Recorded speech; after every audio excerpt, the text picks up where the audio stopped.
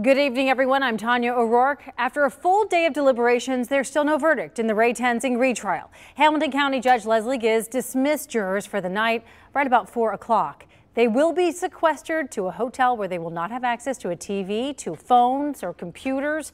And I am just back from the courthouse, which is where we find 9 on Your Side reporter Tom McKee. Tom, you have been covering this case from the very beginning.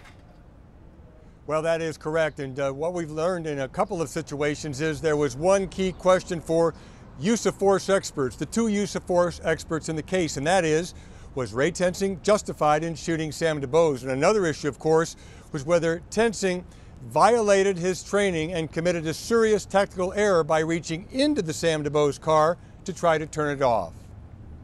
The video from Ray Tensing's body camera has been dissected, examined, and slowed down time and time again.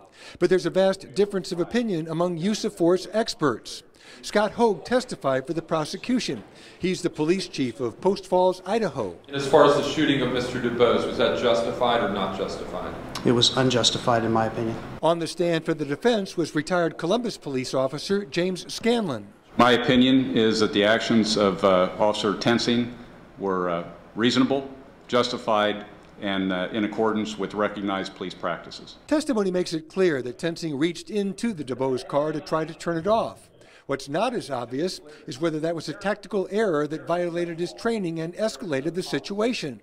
Prosecutors introduced a training slide that said never, never, never, never reach into a car. Was that what Officer Tensing did at that point reasonable?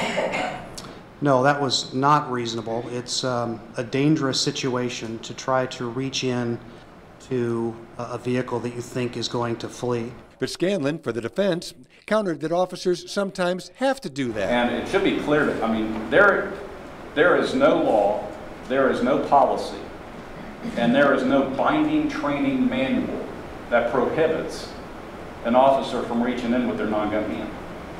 And any inference to that effect is false, clearly false.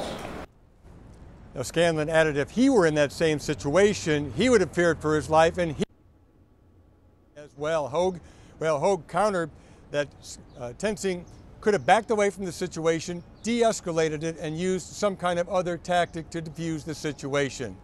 How will this impact jurors? We'll have to wait and see. Tom McKee, 9 on Your Side, live at the Hamilton County Courthouse downtown.